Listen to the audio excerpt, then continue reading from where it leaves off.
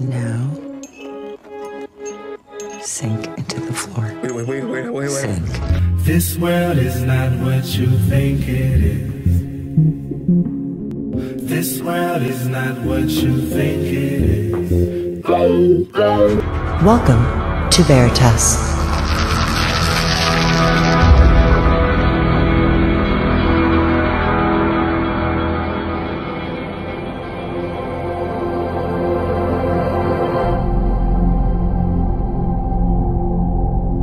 Greetings to everyone around the world, and a warm welcome to another edition of Veritas at veritasradio.com. I'm your host, Mel Fabregas, and I sincerely thank you for joining me once again.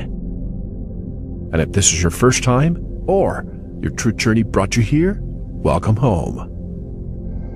According to tonight's special guest, the Globe Earth Lie, or what he has titled the Flat Earth Conspiracy, is in his humble opinion the greatest deception in human history, a most important taboo issue which desperately needs to be exposed. Tonight's program, without a doubt, will probably be one of the most controversial interviews I have ever done.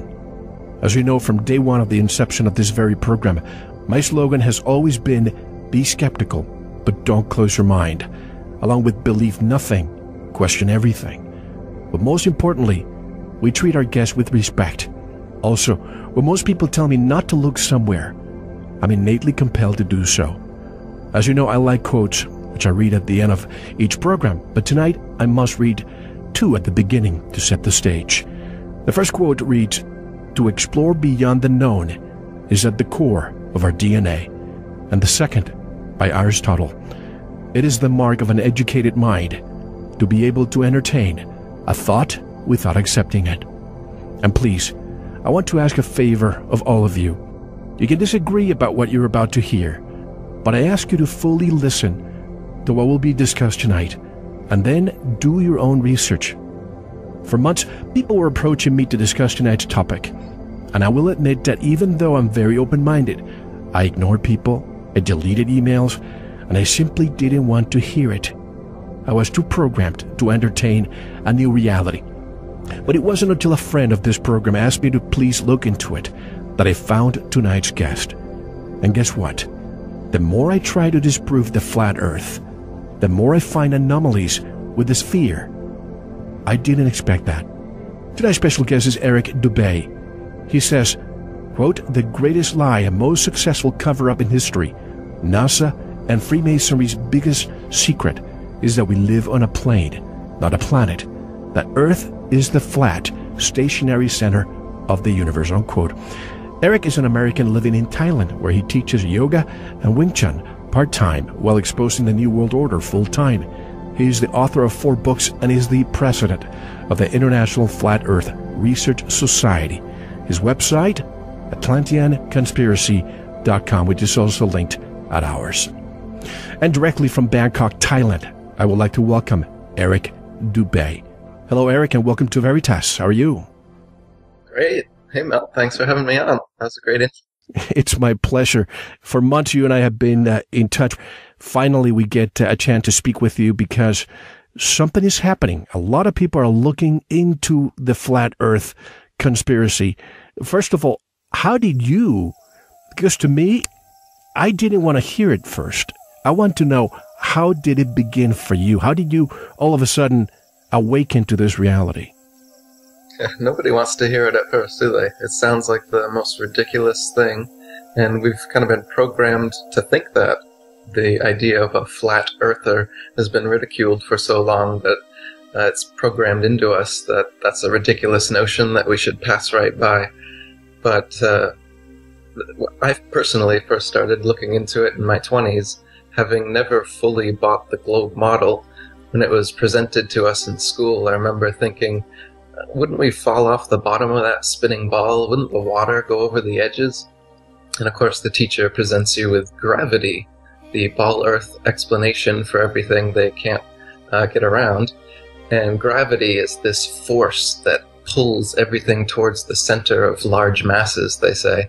So as a result, we're stuck to the ball, the buildings are stuck to the ball, the oceans are stuck to the ball, and that's the explanation you get in school. So I went along to get along, but always had a nagging doubt in the back of my mind, and I started coming across information on geocentrism, which is that the Earth is the center of the universe and everything revolves around the Earth.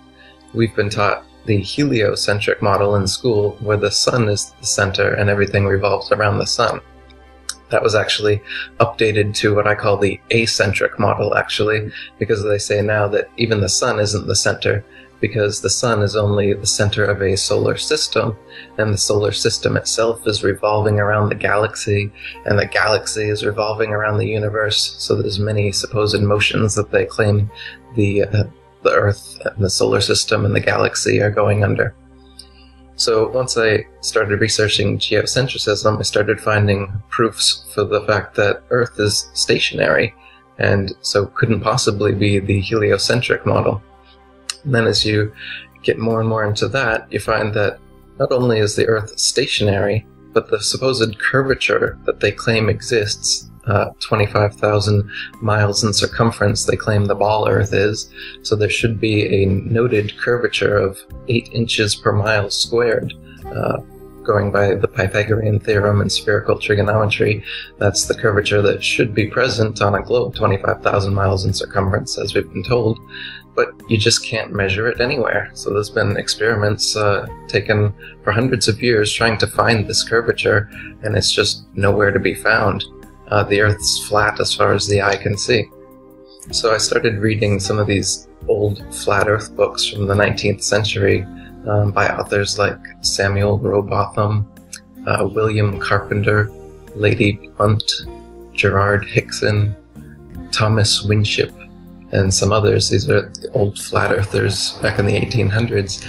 And I was quite surprised to see that they had plenty of proofs and evidence for their model, the flat Earth model, and over time come to become a flat earther myself.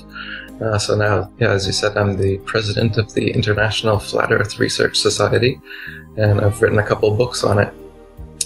So that's my awakening. It's taken quite a while.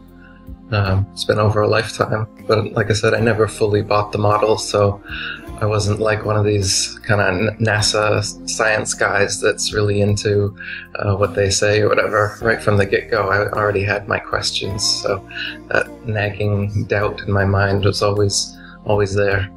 I'm still searching, I'm still looking, and like I said at the beginning, the more I try to disprove it, the more I come back to it and cannot explain this fear. So this is really bothersome. So since May, which is when you and I made contact for the first time, I've been writing a lot of notes. So it's going to seem as if I'm jumping around, but I have 2 months worth of notes because I've exposed myself to a lot of information. And I hope that at the end of the interview, a lot of people can at least wake up to the reality that what we've been taught in school. What is the first thing you see when you go to preschool or even kindergarten or first grade? The first thing you see, it's that big blue ball that they have there. In fact, I've been collecting them for years. And now when I see them in my office and in my studio, I question that.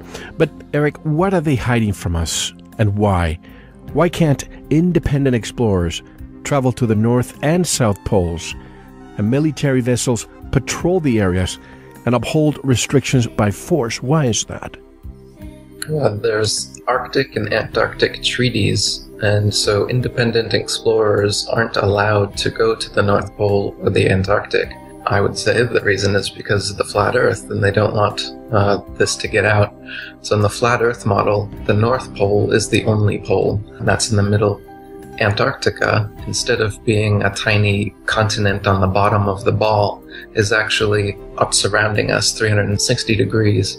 And so regardless of whether you're on a ball or a flat plane, it's the case that if you travel south in a straight line from any direction, you'll end up in Antarctica at an ice wall. So in the flat model, that's all around you. Now, people have tried to go there independently, and they've been stopped by military vessels, put in jail, fined. Jarl Anderhoy is an example of this. So they just don't want you to go there. The only way you can go there is on their special pre-approved scientific missions. So why don't they want us to go there is because if you're able to go to the North Pole or Antarctica, then you're able to take a compass and find out if you're actually there. Part of the deception is that they've told us there's a geomagnetic pole, there's a dipole, and there's the geographic pole. The geographic pole they put at 90 degrees on GPS, and so people in documentaries going to the North or South Pole, they'll be on a plateau of ice walking, the mustache full of ice will whip out a GPS and it'll show 90 degrees, and they say, "We're here, hooray, we're at the North Pole, we're at the South Pole." Nobody ever pulls out a compass, because of course we know the North Pole is magnetic and all compasses go towards it. But you won't see any clip of someone at the North or South Pole pulling out a compass to prove that they're at the North or South Pole. You should be able to walk in a circle, and north would be in all directions, and that way you can show that yes, you truly have found the magnetic North Pole. But their excuse is that the poles are constantly moving, so they're not actually at 90 degrees. So none of these documentaries ever actually show where the North Pole is.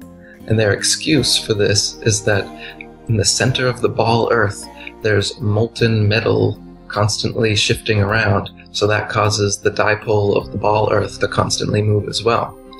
This is just an excuse so that we can actually prove that their model is incorrect. There is no magnet in nature that has a molten core and that causes the dipole to move around conveniently the way they talk about.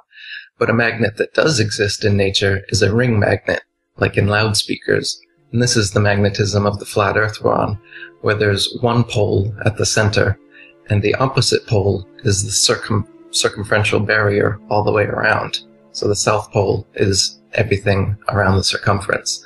That's how a ring magnet works, and that's how the ring-shaped Earth with Antarctica as the circumferential barrier works, and the North Pole in the middle. And so they don't want us to know that, and that's why we've got the Arctic and Antarctic treaties, and it's military enforced so that nobody can go out there and prove this conspiracy. However, there are many other ways to prove it. I've just written a book called 200 Proofs Earth is Not a Spinning Ball. So besides just traveling to the Arctic or Antarctic, there's plenty of proofs that we can do right in our backyard to prove that we're not on a spinning ball. At the end of the interview, I'm going to discuss something that I tried for myself.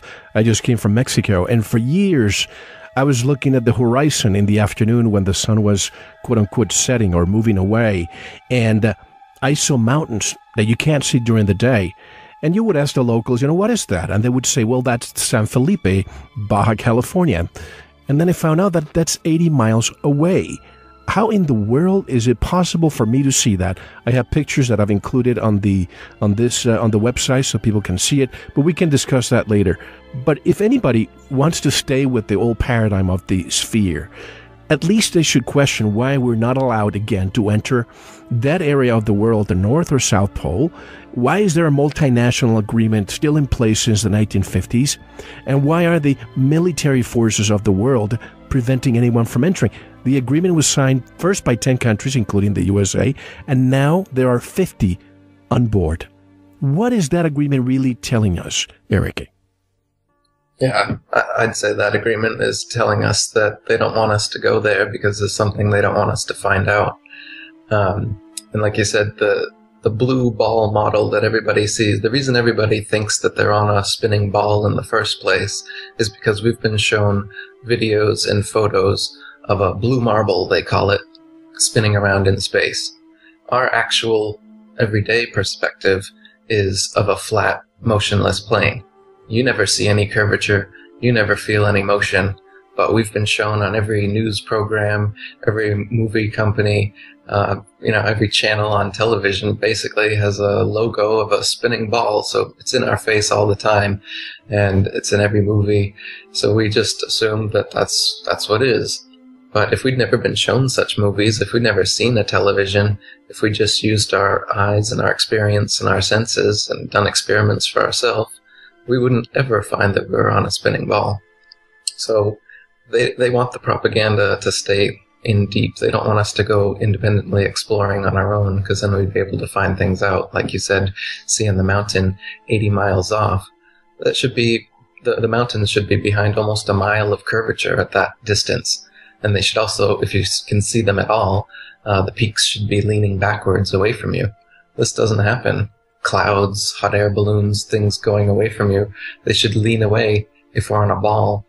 And they should also curve over with the ball. Clouds, you should see the bottom of the clouds more and more as they get closer to the horizon if they were curving over a ball. But they don't, because everything just disappears based on perspective. So like when you're looking down a long hallway, you can imagine the roof slowly goes down towards the center point. The floor slowly comes up towards the center point.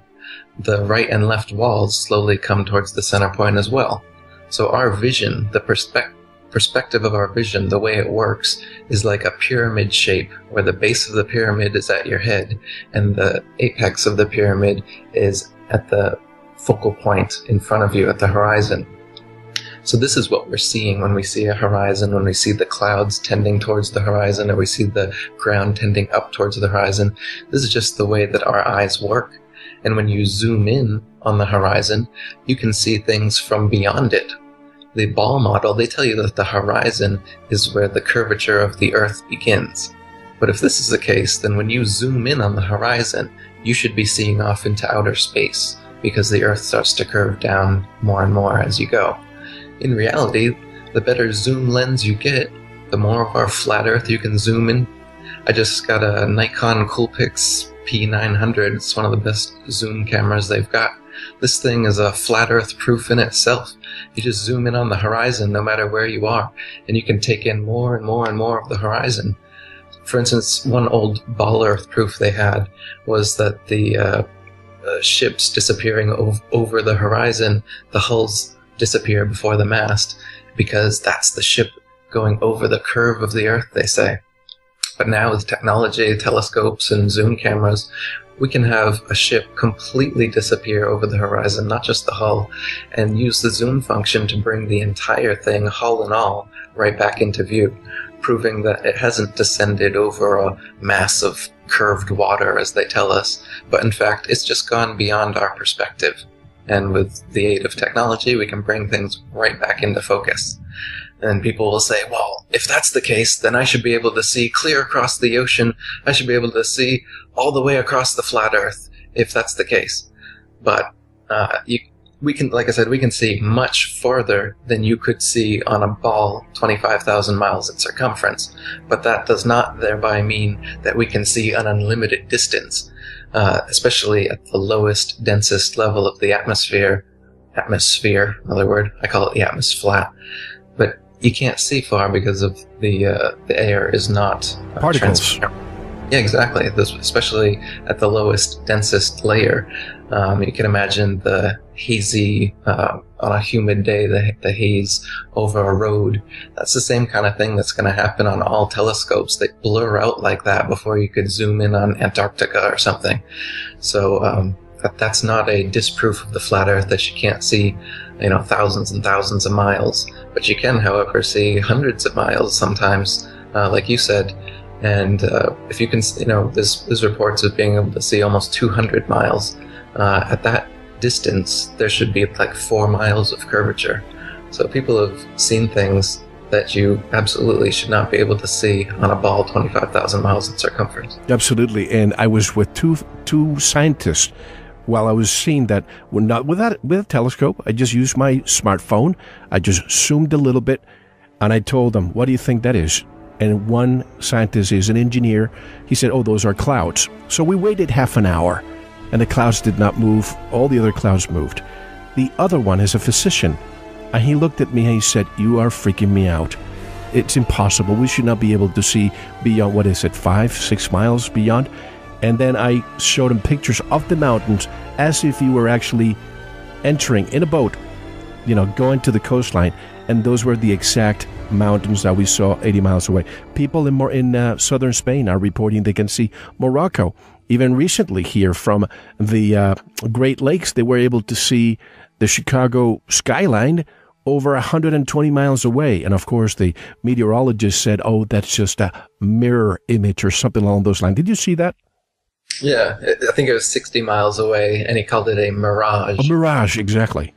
Now, a mirage is a genuine phenomenon that happens, but the picture is inverted when a mirage happens. Exactly. And the Chicago skyline was perfectly normal, and a mirage, you'd usually find it, well above the actual image, whereas this image is exactly where it should be, right on the horizon. If it was a mirage, it should be somewhere hazy up in the sky or something, but this image is right on the horizon, just as it should be. You should be able to see the Sears Tower's antennas at the bottom, not at the top as they are.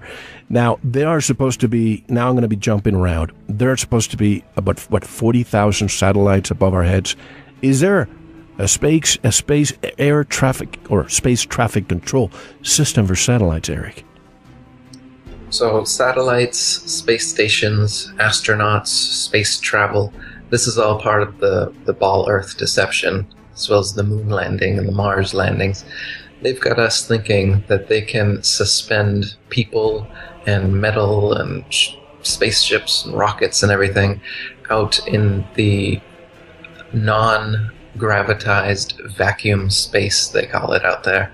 So they say that there's atmosphere up to a certain indeterminable point that they've never told us, and this atmosphere at beyond that point becomes non-gravitized, non-atmosphere, and you just pop out and you can float, right? So anytime you've gone up in an airplane, a hot air balloon, a rocket, whatever, anything any of us amateurs can send up, no matter what, it goes up and inevitably comes right back down.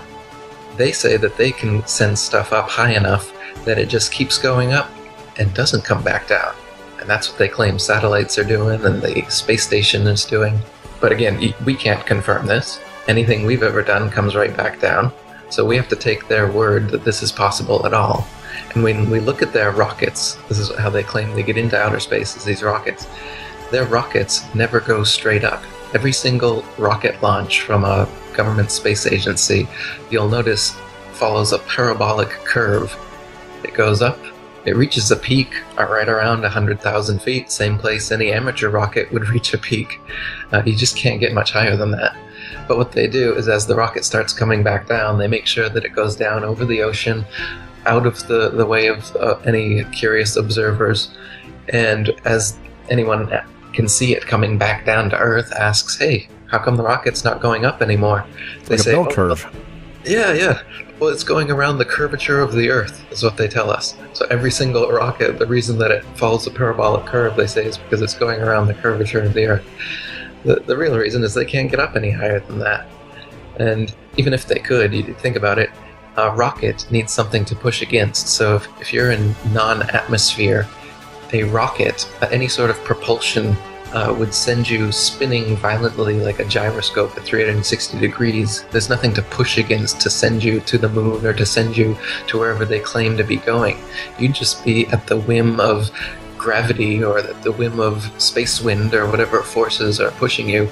You wouldn't be able to do the things that they say they're doing out there in space. What they're really doing is using camera tricks like the movie Gravity. They use green screens and wires. They use zero-G planes doing parabolic maneuvers to fake that they're floating out in outer space. And they use dark pools with LCD screens projecting a fake ball Earth to do outside shots when they're on their spacewalks, as they call it. So just using these simple camera tricks, we've been convinced that they're able to send up rockets into this fake outer space area where you just float around. So satellites are out there in this floaty place they claim exists hundreds of miles up. We can only get about 20-30 miles up, and any further than that we just come falling back to the Earth. They claim that they have their special technology that only they can afford, the trillions of dollars of tax money they fleece from us. So because of that, they're able to get up higher than us to this floaty spot where all these satellites are. Now, in the floaty spot in the thermosphere, it's supposedly 2,000 degrees Celsius. And these satellites are made of gold, aluminum, and other metals, which all have melting points much lower than this. They get around this saying there's no air there in that or whatever in the atmosphere, so the temperature doesn't translate onto the metals or something. But they've got an excuse for everything, as I've said in other interviews. They literally have a lame excuse for everything you can think of, and I know them all, and I can present them to you. But there's also a common sense flat Earth explanation for everything as well. People have been exposed to their ball Earth excuses for a long time, so they're quick to but they haven't heard of the common sense flat Earth explanations, so they're quick to ridicule those because all they've ever heard is this. Well, this reminds me of 9/11. A good friend, Dr. Judy Wood, she wrote the book "Where Did the Towers Go?" She's she has a PhD on engineering, mechanical engineering, and she has written the only book. It's almost you have to see it in a university to see it. It's 300, 400 pages long, and everybody ridicules her without even reading the book. The same thing I say with anybody who wants to discuss the flat Earth. Listen to what we are discussing tonight before you discount everything, because that's your programming doing its thing. It happened to me a few months ago. But recently I spoke with Bart Sibrel. He's the producer of the documentary "A Funny Thing Happened on the Way to the Moon." He's going to be with us in a few weeks, and he interviewed one of the Apollo astronauts and basically mentioned the Van Allen belt. And now we found out that there's not only one, but I think it's 5 layers. So he told the astronaut, "How were you able to go through the Van Allen belt?" And the answer was, "Well, we haven't discovered it back then." That was the answer that he got. Well, yeah, if you haven't discovered it, it can't affect you. It's just like the Wile E. Coyote when he falls off the cliff. He doesn't actually fall down until he realizes that he's gone over the cliff. This is how NASA works. NASA stands for never a straight answer, don't you know? Exactly. Now, we're told satellites are real. Why are we dropping thousands of miles of fiber optic cables around the planet if satellites are real, Eric? All right, and why are we building all these cell phone towers all over the place if we've got satellites giving us cell capabilities? Everything is done ground-based. Like you said, they've got fiber optic cables going across the oceans. They've got cell towers set up everywhere. So even GPS is just triangulated cell phone towers. Satellites are not necessary for anything that we do. You look at TV dishes, almost none of them are facing more than 45 degrees upwards because they're receiving signal from a ground-based tower.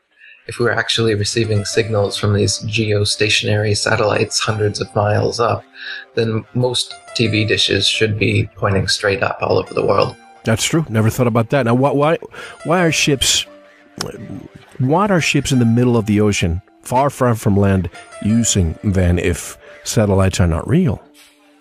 Right. Well, long before there was GPS, military had systems like LORAN and DECA, and these are ground-based navigation systems that they were using for decades, and they work just fine. So, I mean, this kind of propagation has been working long before the supposed advent of satellites, by the way, which were invented by a science fiction Freemason science fiction writer, Arthur C. Clarke. He wrote about the geostationary satellite in the science fiction novel, and then became science fact shortly thereafter.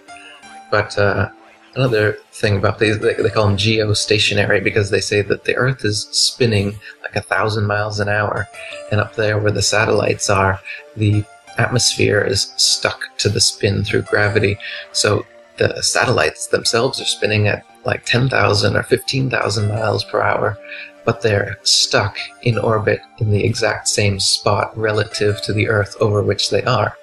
Now, this is interesting because people claim that they can see satellites moving across the sky, or guys with telescopes. Really, all you can see is a light moving across the sky, but they'll say, it's a satellite, but then it's supposed to be geostationary. If satellites truly are geostationary, then they should be just a pinpoint of light that does not move ever. And you can see it day after day, night after night, year after year in the exact same spot. But that's not what people are seeing when they say, oh, there's a satellite. I mean, they may see planes, drones, or other unidentified flying objects moving across the night sky, but you're definitely not seeing a geostationary satellite moving. And like I said, there's nothing up there floating around in outer space anyway. So, if something's moving across the sky, it's flying. It's not floating. When we think of maps, Eric, we think of the USGS, the United States Geological Survey.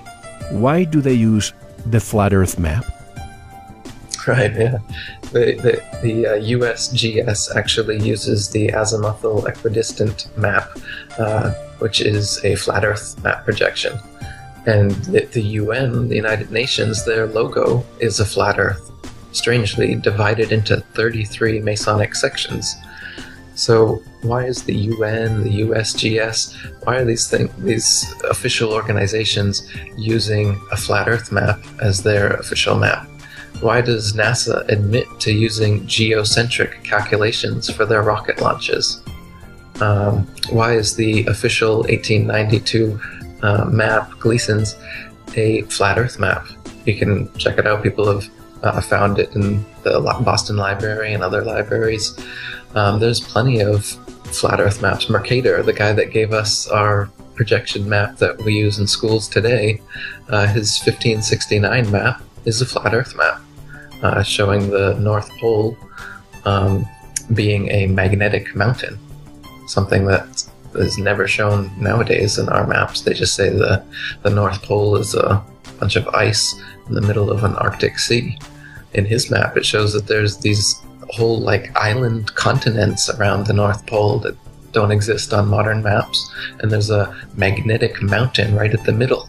That doesn't exist on any map nowadays. So there's some interesting secrets in historic cartography if you look back at ancient maps. In fact, pretty much every map before the 1500s was a flat Earth map. This ball globe deception, this idea that we're on a ball, it's only been around for the past 500 years or so. Before that, pretty much every map in existence was a flat Earth map. Why do we use the Mercator projection when it's proven that it's incorrect, it's false, and the correct one is the Peters projection map? Yeah, so there's a much better projection, the Gall-Peters, which has the continents, the sizing of them relative to one another and each other more precise. I still wouldn't say that's the right map than the Mercator, and we've known this for a long time, so why do they use that? And, well, I would say the answer is that they're deceiving us regardless. Even the Gall-Peters map is a deception, and I wonder about the azimuthal equidistant. I wonder about even the old flat Earth maps. Since we've been lied to so much, I'm not sure that we have a completely accurate map anywhere, though I recommend looking at the Gleason's 1892 map and the Hammond's Air Age map. There are a few flat Earth maps that are very detailed. I'd like to see some modern cartographers take a look at this and see how much more detail we can get.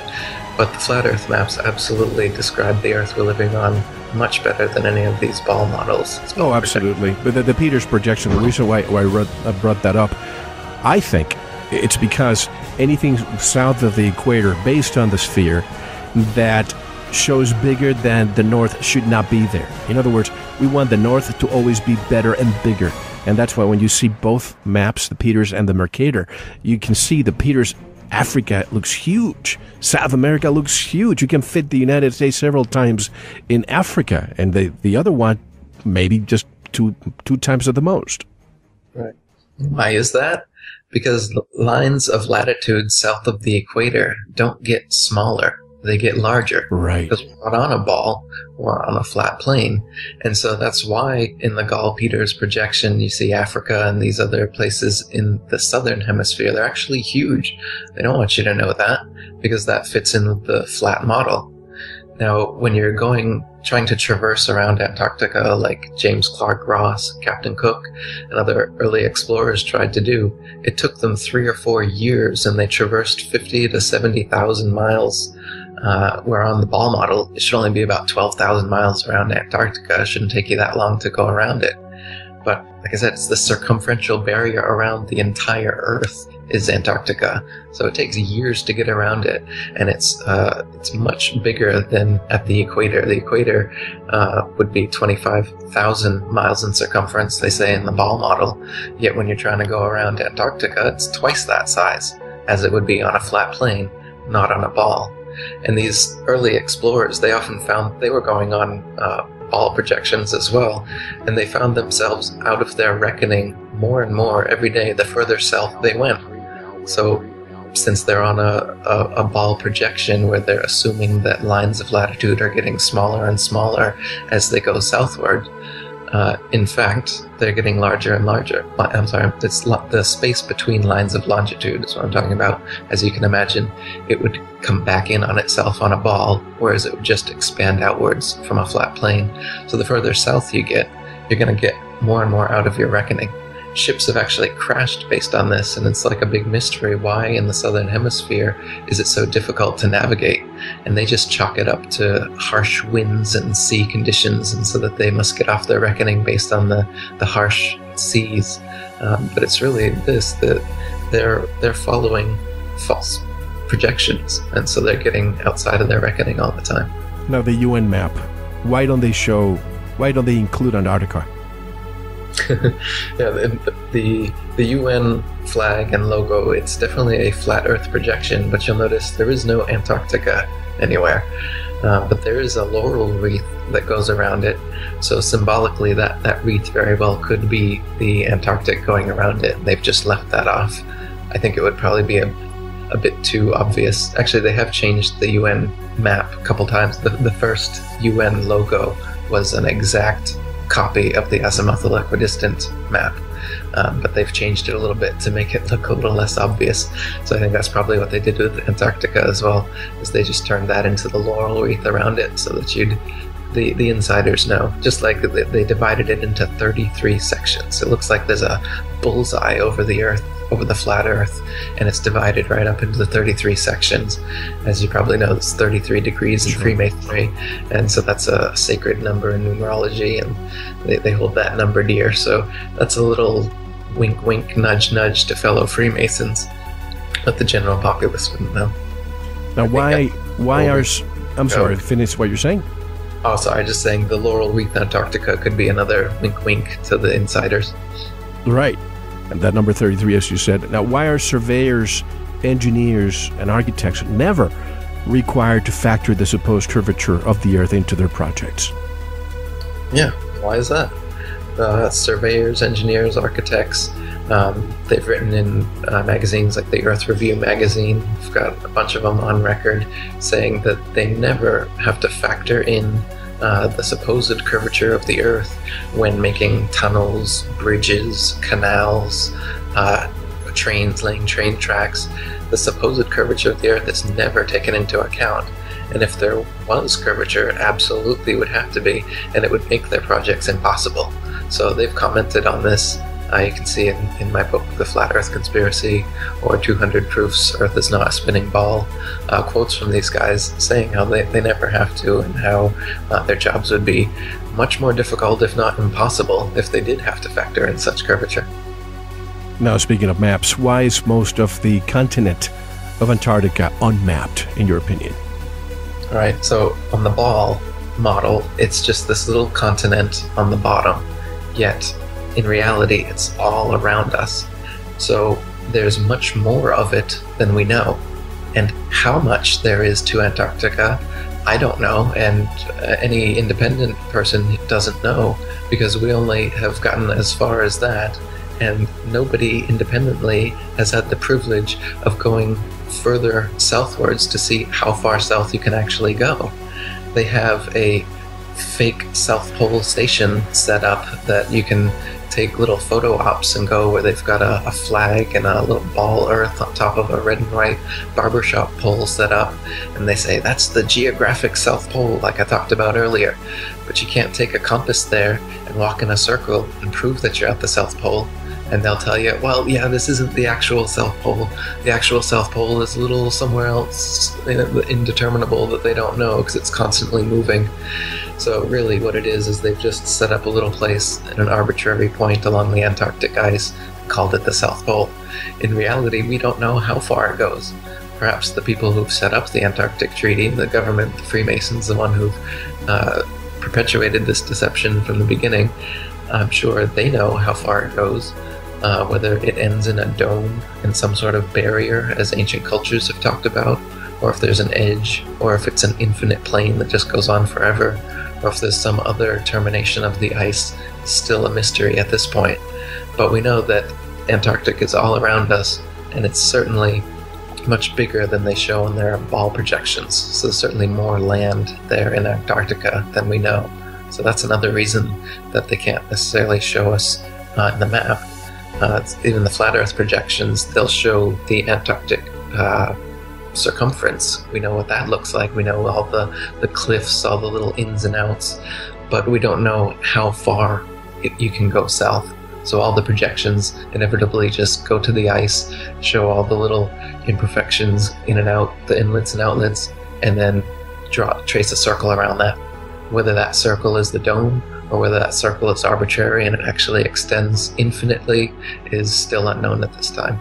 And like we said, they've got this Antarctic Treaty, and this is surely why, because if any independent explorer decides, I'm going to go to Antarctica, and just set their course southwards and start walking, well, they're going to find the answer to this mystery.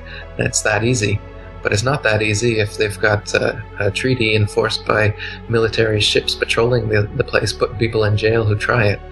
So it's a gauntlet that some brave explorer needs to run with a Ustream account. Just go for it. See what happens. Exactly. Well, we have our own Dr. Brooks Agnew.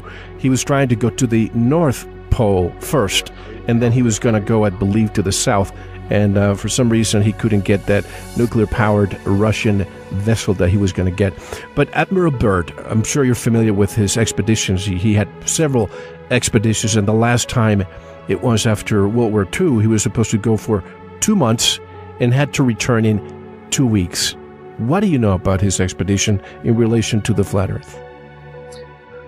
Admiral Byrd supposedly went to the North Pole and Antarctica, and he wrote a diary about some strange happenings that supposedly happened to him while he was there, involving giants and UFOs and hollow Earth and going inside the Earth and a Nazi base in the Antarctic and other such things. However, Admiral Byrd was a Freemason, just like all of the people in NASA that started NASA, just like all of the astronauts, just like Newton, Copernicus, Kepler, and all the founding Pythagoras, all the founding fathers of the heliocentric spinning ball model have been Freemasons. So Admiral Byrd's testimony, and that's all we have is his testimony. There's literally no proof outside of this. I find completely suspect because he was a Freemason. So it's an interesting story. You can definitely read it and note it, but I'm definitely waiting for some proof on these claims, because I don't want to go just on the hearsay of a Freemason, like some flat earthers are willing to say that, well, Admiral Byrd said it, so it must be true. But just because a Freemason said it doesn't mean it's true, just like with the ball Earth. That's right. Let's move with the evidence, not with the rumor. Now, if the South Pole or Antarctica is a sheet of ice 360 degrees around us, has anyone done an experiment where two ships meet somewhere and then go in opposite directions around the sheet of ice and then meet on the other half of the circle? Do you know? No, I don't think that has been done, nor has a north-south circumnavigation of the supposed globe ever been done. We've circumnavigated the Earth, but we've done it in an east-west, around the Earth fashion. So nobody has ever actually gone from North Pole to supposed South Pole and back around in an airplane or, in a ship. You couldn't do it anyway. But they've gone in airplanes and in ships around east to west. So they call that a proof of the ball Earth that they've circumnavigated. But really, you can do that on a flat plane as well, so that doesn't prove anything. They also say that on a ball, you should be able to go 10,000 miles in a straight line, take a 90-degree turn, go 10,000 miles, take another 90-degree turn, go 10,000 miles, and you should make a triangle over the sphere. Now, in one of their videos on YouTube, their popular ball Earth videos, they claim that this is a proof of the ball. But this experiment's never been done either. They claim that, you go take 3 90-degree angles, 10,000 miles, and you'll be back where you started, proving that you're on a spherical, going over a spherical surface, not a flat one. A flat one, you'd have to take 4 90-degree turns to get back. But they've never actually done that experiment. Just like they've never actually done a north-south circumnavigation and recorded it. So, like I said with the bird testimony, any experiment that they claim is a proof, but they've never actually performed it and show us evidence, I'm not buying it. Some people say that the Earth is an oblate spheroid, but take Neil deGrasse Tyson. I'm sure you hear this name all the time. He says the Earth is pear-shaped. If that's the case, why haven't we seen a picture of the Earth looking like a pear? Yeah, they tell us that the Earth is a sphere, and they show us pictures of a sphere, of a circle. It's a perfect circle. And then they come out and they say, well, it's actually an oblate spheroid. Oh, what's that? Well, it's a sphere that's flattened at both poles, so it's more of an oval shape. Oh, alright, well then why do none of your pictures or videos show an oval-shaped Earth? And then Neil deGrasse Tyson, one of their spokesmen, he comes out again, and he says, well, it actually bulges out south of the equator, as well as being flattened at the poles. So it's more pear-shaped. So now it's pear-shaped. So why are all of these official NASA photos and videos showing perfect spheres when it's actually an oblate spheroid, or a pear-shaped spheroid? They can't get their story straight. And the reason they keep changing it is that to fit the model, they have to change the shape of the Earth. The reason they originally flattened it at the poles is because people have done experiments proving that the Earth is flatter than they say it is. So they'll just say, oh, well, that's just at that latitude that you took the experiment. It's a bit flat over there. But it does bulge out the way we say it does. And then, like we said, south of the equator is larger than north of the equator because lines of longitude just extend outwards. They don't contract back. So they concede that in their pair model. They say, well, it bulges out south of the equator. It's bigger south of the equator. Yeah, it is, because it's flat. But instead of admitting that, they just, make tweaks to their model as time goes on. They say that the ball Earth tilts back 23.5 degrees. That's another tweak they made because we can see Polaris, which is right over the North Pole, from 23.5 degrees south latitude. Shouldn't be able to see that on a ball. So they just tilt the Earth back and then okay, now you can see it. Anything else?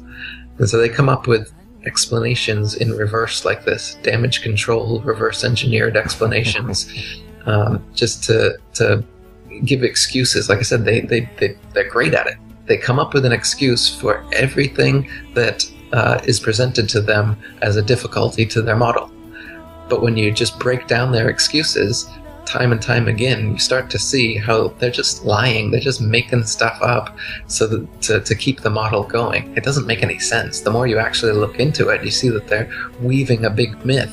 And when you look into the flat Earth experiments and examples, you see that this makes sense. This is obvious. You can do this for yourself. These experiments have been done over and over again. Like I said, I have 200 proofs the Earth's not a spinning ball. On my forum, we've got many more proofs than that. I challenge you to find any, NASA or any ball believer to find 200 proofs that the Earth is a ball or spinning. They can't even give you 10 good. I mean, they can't even give you one, to be honest. I can debunk every single one. But, I mean, they can't even come up with fake explanations the way flat earthers can come up with real, legitimate explanations. The more you look into it, the more you'll see this. At first, everyone scoffs at flat earth. What the heck is that? Yeah, because you've never heard this before. All you've ever heard is that flat earth is ridiculous and the spinning ball is obvious. So that's how you're going to react. But I challenge you, you just look into this some more. You're gonna shift. It's going to become exactly the opposite. You're going to scoff at this stupid spinning ball model, the idea that you've ever believed that this happens, and you're going to see how obvious it is that the Earth is flat and motionless, just as it appears to you, just as it has appeared to everyone throughout all of history. Even President Obama ridicules it when he says, we don't have time for a meeting with the Flat Earth Society. But I found interesting, Eric, that we hadn't seen a NASA photo of the Earth since 1972, the last Apollo mission. We saw a few photographs, but years ago, something dawned on me that they had different pictures of the rotation. But what struck me as strange was that the clouds were exactly in the same position. And then recently, you probably saw it about 3-4 weeks ago, NASA came up with this new picture of the Earth having the moon going around it that looks so photoshopped to me. Did you see that? Yes. They called it EPIC. EPIC. I forgot the anagram or whatever. It's EPIC stands for the name of this satellite that they claim is 1 million miles away, and it just sent them these photographs or whatever. I don't know, is it a photograph or a video? It's such a bad video you can't even tell what it is. Oh, supposedly a video, yes. Right, but it's just like a flip book of just pictures of this little gray ball moving over a blue ball.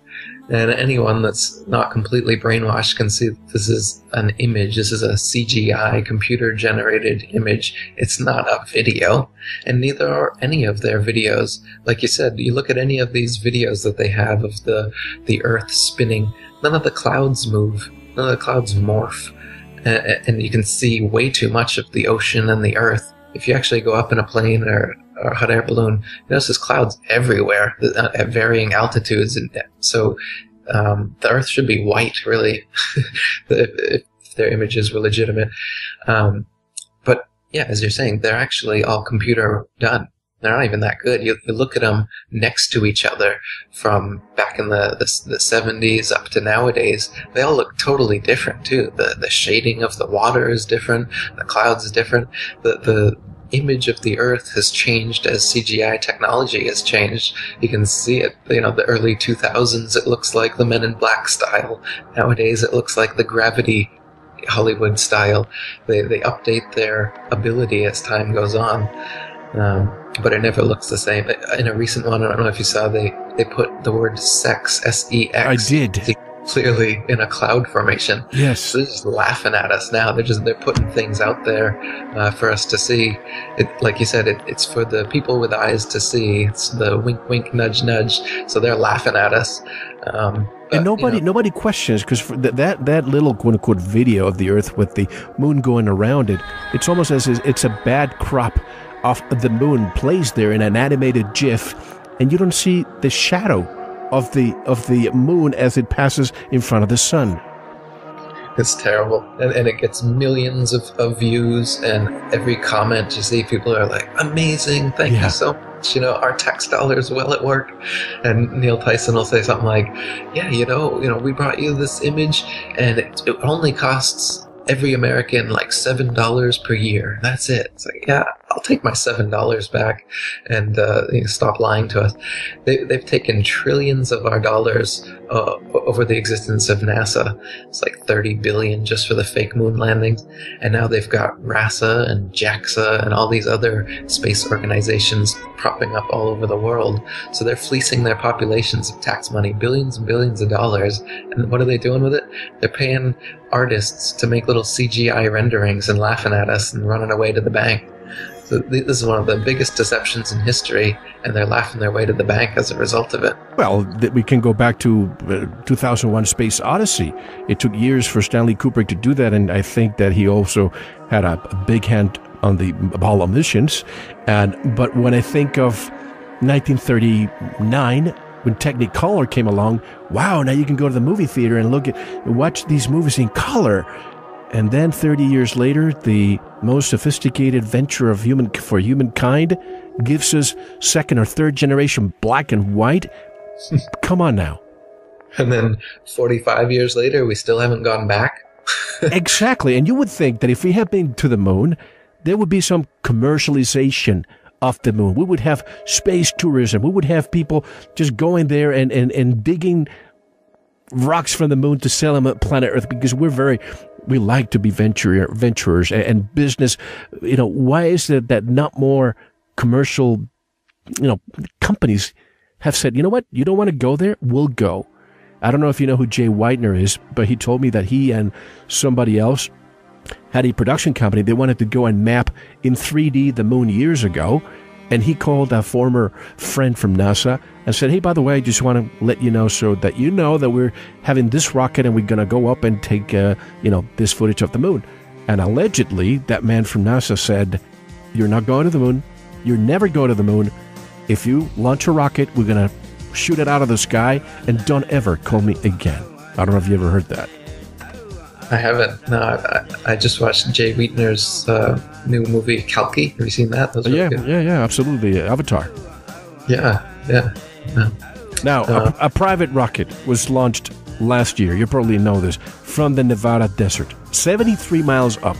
It had I think they broke a record. It had a few cameras, but unfortunately they were all fisheye, as you know.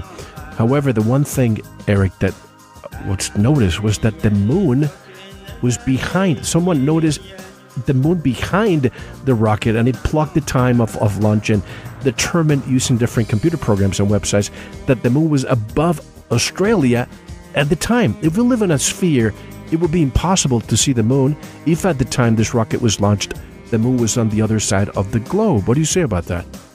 Right.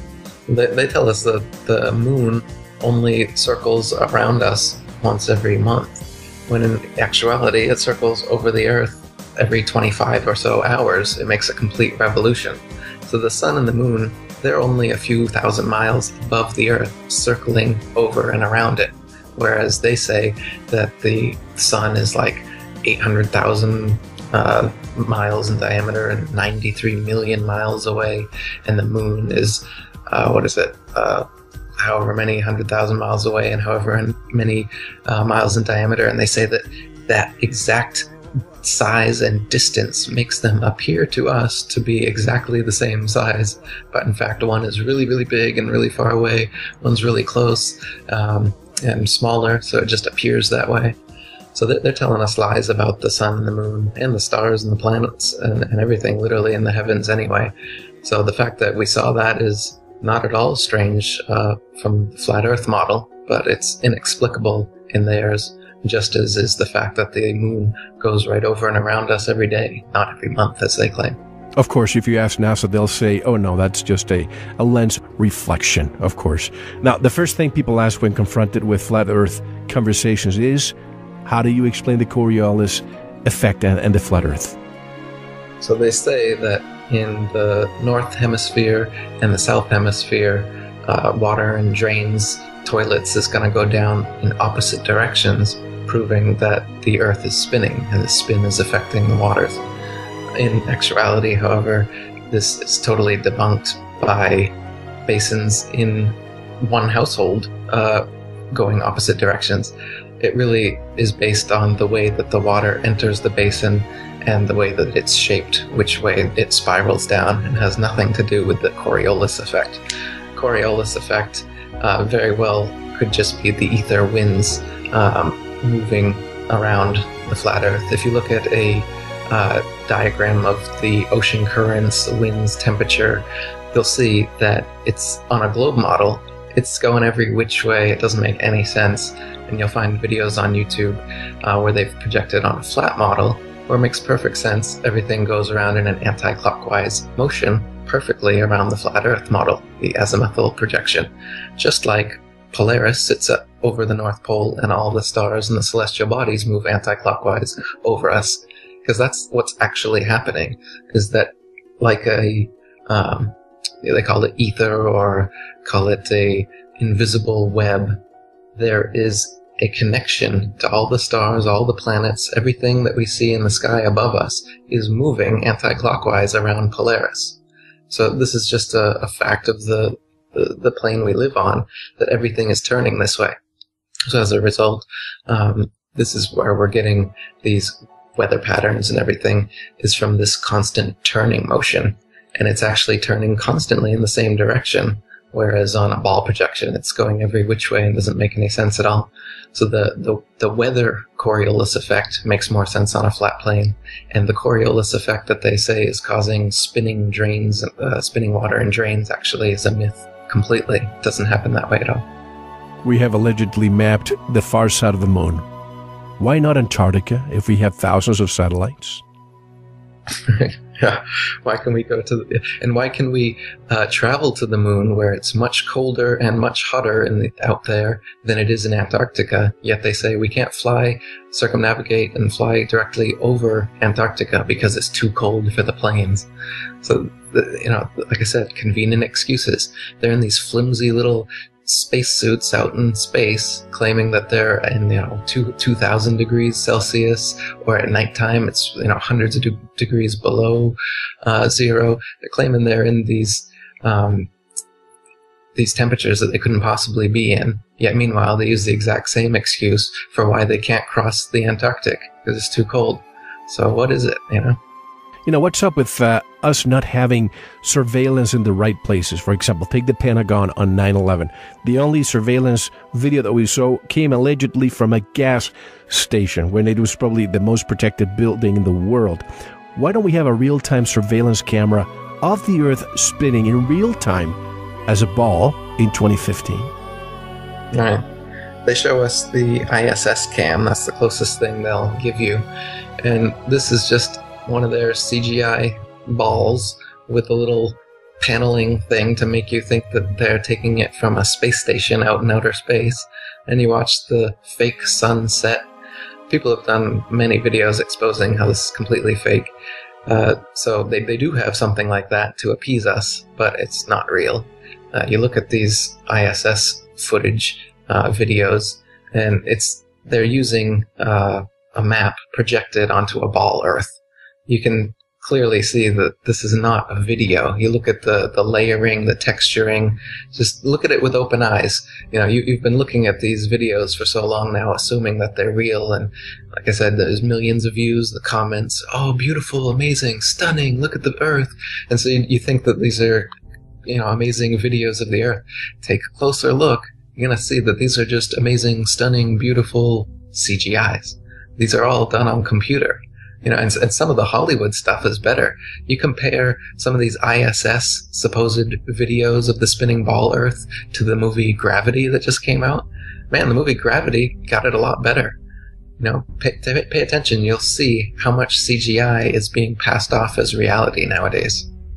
I don't know if you know this, but the director of the movie Gravity was in a conference one day, and a reporter, and this is seriously, this is not humorous or a joke, the reporter asked Alfonso Cuarón, the director, Mr. Cuarón, how were you able to sustain spending so many months in the space stations filming the movie? And of course the director laughed about it, and he kept answering the question, but even some of the reporters believed that the movie was filmed in space. Right.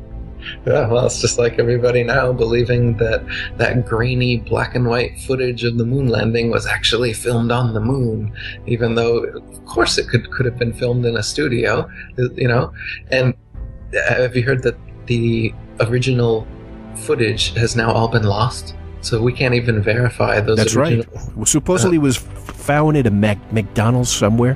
Hundreds of... Come on, how much did it cost? $38 billion for us to go to the moon, and they lost the footage and the proof? Give me a break. They've lost most of the blueprints for the lunar lander and all the vehicles. They've lost the data telemetry tapes that prove that the vehicles have actually traversed those hundreds of thousands of miles. So all the physical evidence is gone. Why? Oh, I wonder. Of course, if they can't show us this stuff, because then when it can be analyzed independently, it can be shown for the fraud that it is. So just like the Pentagon footage, why do we only get, at first we got nothing, then we got 5 frames with a little thing saying plane, but you couldn't even see a plane, you just see 5 frames of an explosion. Why is that? Well, obviously because they're lying to us, so they can only cover it up by saying things like, oh, the camera battery didn't work. Oh, we lost the tapes. Oh, sorry. So that's how they do it. Like I said, excuse after excuse after excuse. They never. No liar admits the lie, you just keep going with it, obviously, especially when you're getting paid billions of dollars of it and your entire career and reputation and hundreds of year deception is on the line. They're not going to come out and be like, you got us. You're right. Eric was right, guys. All right. It's flat. No, they're just going to keep going and keep making up excuses. And they've literally been doing it for 500 years. And that's why we've gone from a ball to an oblate spheroid to a pear. What's next? It's going to be an amoeba. It's an amoeba-shaped Earth next. They're going to have to make so many modifications to it. It's going to be like clay in a potter's wheel, throwing it against a wall, trying to answer all the flat Earth refutations. And the problem is that most people don't ask questions. I remember years after the 9/11, I hate to say attacks, but the event happened when the newspapers' headlines came out and said, we finally found a video that shows a plane crashing into the Pentagon. No pictures, nothing. It just read that. Most people just saw that. Oh, good. You see, we have the answer. Those conspiracy theories just go to sleep. Go back to sleep now. But we have to take a one and only intermission. We're just scratching the surface, folks. If this is the first time you've ever heard about this topic being discussed in the 21st century, well, you're in for a big surprise because we have so much more when we return with Eric Dubay. The website, Atlantean Conspiracy. And you have a new book out, correct? And some others that you have for sale, Eric? Yeah, I've got 5 books now: Asbestos-Head, The Atlantean Conspiracy, Spiritual Science, The Flat Earth Conspiracy, and my new one's free, 200 Proofs Earth's Not a Spinning Ball. It's a 35-page PDF with 200 easy-to-see proofs that the Earth is flat and motionless. Just like that day when you did nothing. You did nothing.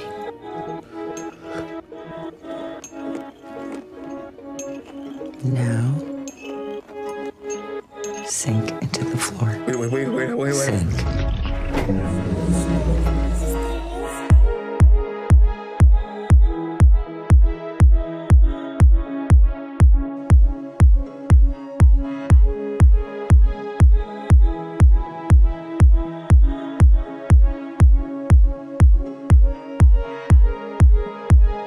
Séparation web space télescope. Go web!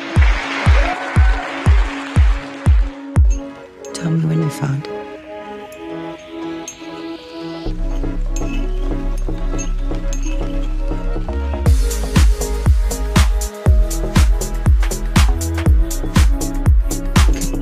We don't have the technology to do that anymore. We used to. You're so scared. You think it was your fault? It destroyed that technology. How do you feel now? You can tell it's real because it looks so fake. You can't move. I can't move. A little chubbier. A little chubbier. Yeah. Chubby's a good word. It's like pear-shaped. Now, sink into the floor. Wait. Sink. You've been to both the North Pole and the South Pole. Is there any unexplored land left on this Earth that might appeal to adventurous young Americans? Yes, there is. And not up around the North Pole, because it's getting crowded up there now, because they find out it's really usable, not only to live in, but militarily. But strangely enough, there's left in the world today an area as big as the United States that's never been seen by a human being. And that's beyond the pole, on the other side of the South Pole, from Middle America. And I think it's quite astonishing. And all of the separation sequence events are running in good fashion according to the telescope controllers. And there is the view from the upper stage camera on the Ariane 5 looking at the James Webb Space Telescope as it moves gently away from its launch vehicle.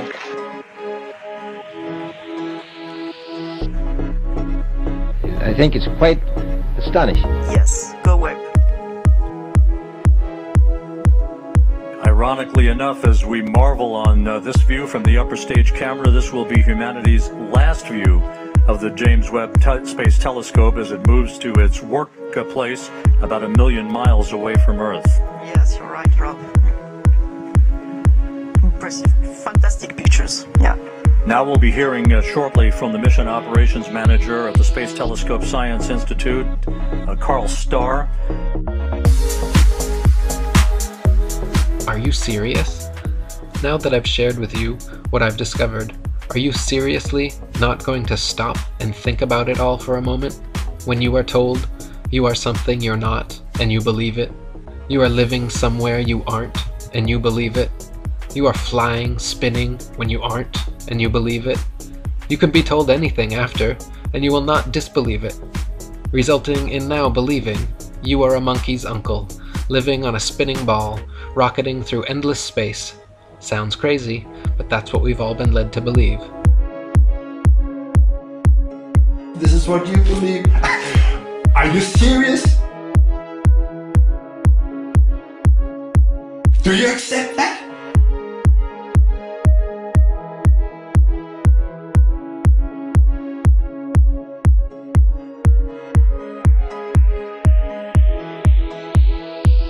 Do you accept that?